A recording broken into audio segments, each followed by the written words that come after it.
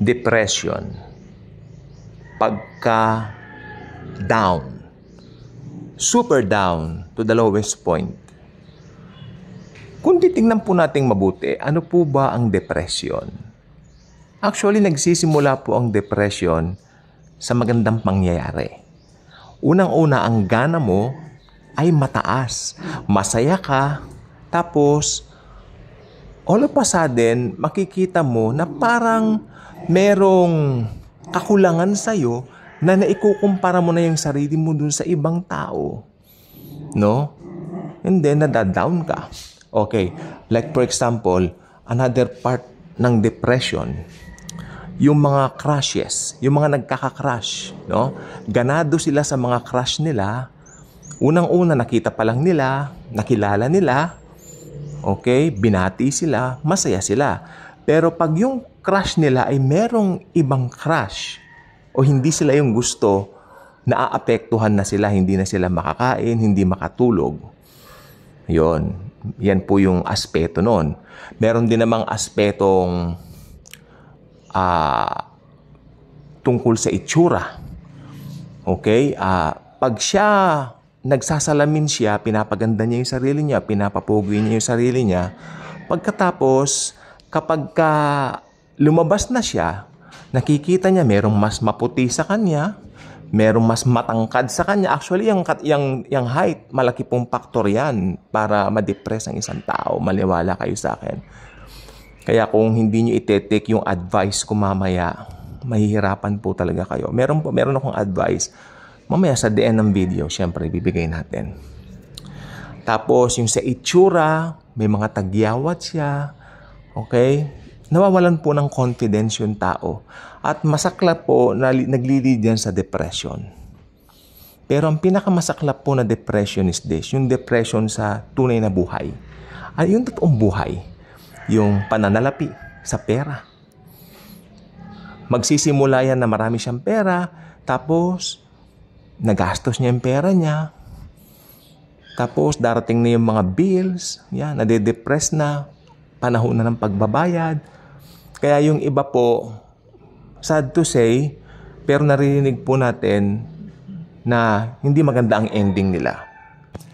Sa Amerika nga yung isang padre de pamilya na alaman niya na natanggal siya sa trabaho, hindi niya alam kung paano niya bubuhayin yung kanyang mga anak. Hindi ba nag-suicide siya? Or should I say, bago siya mag-suicide, pinatay muna niya yung pamilya niya, tapos pinatay din niya sarili niya. So, punong-puno ng depression ang mundo, mga kaibigan at mga kapatid ko kay Kristo. Gusto ko pong sabihin sa inyo na lahat po ng yan, malaki po talaga ang faktor na nagagawa ng ating isipan. Sometimes it's all in the mind. Pero ang problema, hindi natin binibigyan ng diin yon. Kasi pag nandyan na, para ka nang na-plunge dyan. Para ka nang, parang nandyan ka na, parang hindi ka na makawala. Kaya tingnan po ninyo, bakit pumapasok ang inggit sa mga kabataan? Alam po ba ninyo, pag nagugulat ako when I open my Facebook, maraming TikTok, pasayaw-sayaw na pag gano'n. Pinapakita nila, siguro may mga itsura sila. Tapos paano yung mga kabataan na wala namang ganong itsura? Hindi maiinggit, di ba? Kaya nade-depress. Kaya iingatan po natin, bago tayo magbukas ng mga ganyan, social media, mag-pray muna tayo. Paano yung mga unbelievers? Problema po talaga yan. Kaya ang mga tao ngayon nawawala ng kumpiyansa. Yung mga may itsura naman, yumayabang. Pero kung na kay Christ ka, ito yung solusyon na sinasabi ko sa'yo. Kung na kay Kristo ka, yung mga yan, hindi mo napapansinin Focus ka sa sarili mo, knowing that you are loved by the Lord, mahal ka ng Panginoon, protektado ka ng Panginoon. You are special in the eyes of Jesus. Yan po ang pinakamaganda. Huwag mo nang tignan yung kulay mo, huwag mo nang tignan yung height mo. Basta sa Panginoong Jesus, ikaw ay katanggap-tanggap. Tignan nyo si Zaccheo, maski pandak po siya, doon nakituloy ang Panginoon sa kanyang tahanan. Ang Panginoong Jesus hindi tumitingin sa itsura. Mahal niya ang lahat regardless ng anyo o physical na kalagayan sa buhay o kung ano man yan. Di ba?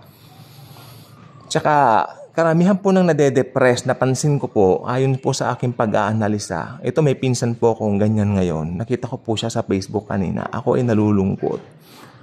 Nag-ano siya, anong tawag doon yung story? Naglagay siya ng kanyang story. Sabi ko, aba, nanaba siya. Sumubrang taba nito. Wala pa siyang I think wala pang 27 years old yun. Mas 25, 26 lang siya. Pero sabi ko, ang itsura niya parang lagpas 30 na. Yung ganon. Palagay ko depressed ito. May pinagdadaanan siguro. Tapos I found out na sabi ng tatay niya dati, lagi raw babad sa Facebook, laging babad sa social media, yung batang yon. Maraming pinapanood, maramang nadidepress. Siguro inaatake rin ng inggit or something dahil sa physical na anyo. Nagpataba. Nagsimula po yun. Ano yun? Nagtataka nga po ako, ba't ganun nangyari? Kasi yung depression po, ito po ay something talaga na nakaka-alarma. Kaya dapat maagapan yan. Alam niyo po ba ang sagot sa depression? Maibalik yung confidence natin.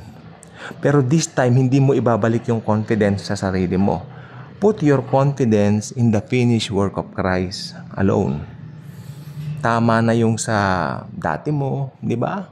Kasi nung araw po naman, nung generation namin, kasi ako po isang millennial. Nung generation po namin, meron na rin kami mga cellphone pero hindi ganito katindi.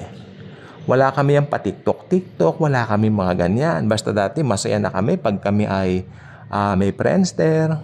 Oo, may Facebook na rin kami noon. Siyempre matagal na itong Facebook. Kabataan namin yan.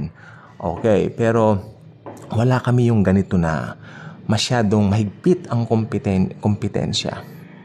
Mga bata ngayon ang yayabang, pardon me. Meron akong pamangkin na ubod na ng yabang. Ang yabang po talaga. Hindi namin pwedeng pagsabihan dahil laki nga po sa Amerika. O dahil baka ayaw ko po ng ganon. Ang yabang, wala pang 10 taon yata. Pero yung pang gusto ko sabihin po sa inyo, ang mga tao po ngayon iba na. Nakita ko po si Manay Lolit Solis, kanina may interview siya.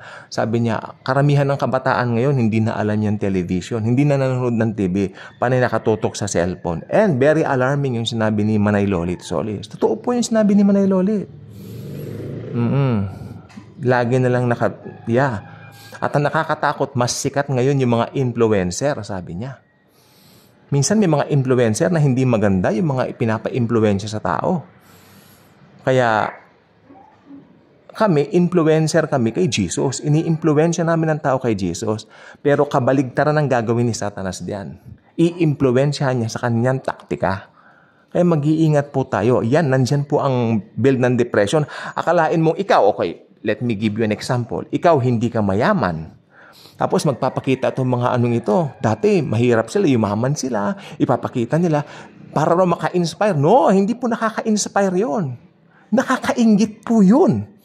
Kaya yung ibang tao maiinggit, madedepress itong mga tao dahil kung ano yung nangyari sa kanila, hindi naman po nangyari dito sa mga taong ito, di ba? Kaya sabi ko po sa inyo, mas maganda po dito sa social media, tingnan natin ano ba yung may kapakinabangan na pwede natin nga naman na mai-apply sa mga sarili-sarili natin. I suggest mga ganitong videos ang panoorin nyo. Marami po yan, mga Tagalog na videos tungkol sa Panginoon. Panoorin nyo po. Lalakas ang loob nyo. Kami, we impart grace sa bawat nakikinig. Hindi kami nag-i-impart ng inggit, hindi kami nag-i-impart ng pagkalito, hindi kami nag-i-impart ng pagka-down, ng pagka-depress. Yung nangyari po sa pinsan ko ay, I'm so sad seeing him. 26 years old. Yeah, bata pa.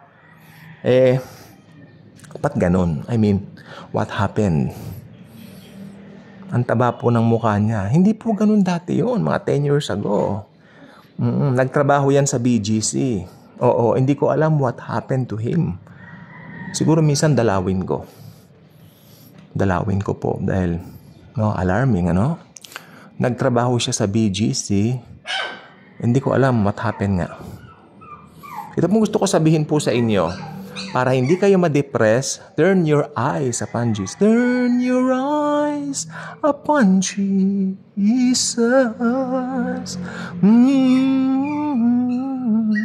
Diba? Jesus is very sweet as a Savior. Iingatan ka niya. Mahal ka niya. Huwag kang ma-depress kung sino ka man. Ito pa po ang another form of depression na nakita ko. Yung mga nagkakaedad. Nawawalan na ng confidence. Even you know what? I have an aunt. She's 77.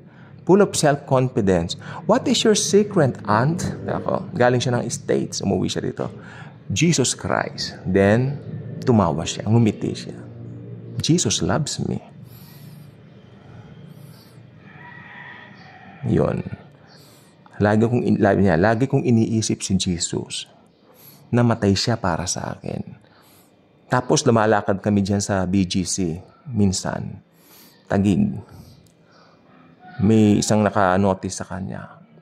Kumakain sa restaurant. Kumain kami sa restaurant. Sabi sa kanya, I'm 75. 75 na siya kasi noon na last year. No? Magsa-76. I'm 75 years old. Oh my! Kanong babae. I thought you're only 60 years old. See? Anong gusto kong sabihin dito? Ang sikreto, pag na kay Jesus ka, hindi mo naman iniisip yung sasabihin ng ibang tao, hindi mo iniisip ang itsura mo, and yet pinapaganda ka, pinapapogi ka, pinapabata ka ni Lord Jesus. Siya nagpapaganda sa'yo, nagpapapogi sa'yo, nagpapabata sa'yo. Oo. So, yan po ang gusto ko pong sabihin sa inyo. Huwag kayong madidepress. Gayahin niyo yung tiyahin ko. Jesus Christ is her secret. Jesus. Okay. Nakikita ko po yan bago matulog, nagbabasa ng Bible. Then paggising, Bible ulit. Oh, yeah. Kasi, yan yun eh. Oh. Sabi niya, sa Amerika, marami rin akong pinagdaanan. Sabi niya, hindi rin madali. Sinisiraan po kasi siya. Kasi she's the only Filipino sa kanilang company. Siniraan ako ng mga puti. Na yan, sabi niya, ganun-ganon. Pero, I cling on to the love of Jesus towards me, sabi niya. Ang ending, naging manager siya ng company niyon. Believe me. Ngayon, supervisor, naging supervisor. And then, nag-retire siya. Now, she's enjoying it. Diba? So, ganyan po ang gusto kong sabihin sa inyo. At, syempre, ito naman po sasabihin ko bilang pagtatapat naman po. Nakikinabang, hindi naman nakikinabang. Blessed din ako ni Lord dahil sa kanya. Minsan nagpapadala na sa akin. Hindi ko sabihin yung amount, pero shocking. Wow, Lord, thank you. Nagpadala. Kasi, ayun, natutuwa raw siya nakipagkwentuhan ako sa kanya tungkol kay Jesus. Nagpadala na lang ng check eh. Di ba? Dahil na-bless siya eh. O, ganun. Na-bless din naman ako. Ang blessing, ano yan? Palitan, di ba? Hindi lang one way. Oh, ganun. Nakakatuwa. Nakaka-bless. So, alis na. Huwag tayong mag-focus sa mga nakaka-depress. Itong gusto ko sabihin, huwag tayong mag-focus sa mga nakaka-depress. Dito sa social media, marami tayong pwedeng mapanood. Naka-upload na po sa Netflix yung Testament, the story of Moses. Mga ganyan ang panoorin nyo. The story of Jesus, marami dito sa YouTube. Oh. At saka itong mga videos ko, ulit-ulitin nyo yan. Hindi kayo magbibigyan ng depression dito. Masaya to. It's about the Lord. Okay? Kaya kung hindi pa kayo subscriber sa channel na ito, kasi baka may gagawin pa kasi ako, para may sumislate na saglit pa kayong kasama ko. Kung hindi pa kayo subscriber sa channel na ito, I invite you to do so. Click the notification bell, share this video, share the wonderful love of the Savior. Nakakabitin ang kwentuhan natin, pero ito po ang gusto ko pong sabihin sa inyo. Walang idudulot ang depression sa inyo. Mananabalang kayo ng husto. Tulad yun ng nasa litrato. Yan ay humor lang naman. That's a humor picture of the Statue of Liberty. But you know what? Tingnan po ninyo. May katotohanan po talaga ang mga ganyan. So, if we focus on Jesus, sabi ko po sa inyo kanina, si Jesus ang magpapaganda, magpapabata, magpapapogi, at magpapabongga lalo sa ating mga buhay. Salamat, and Jesus, the wonderful Savior, the God of gods, the God of the universe, the God of the Milky Way, the God of the galaxy, truly loves us all.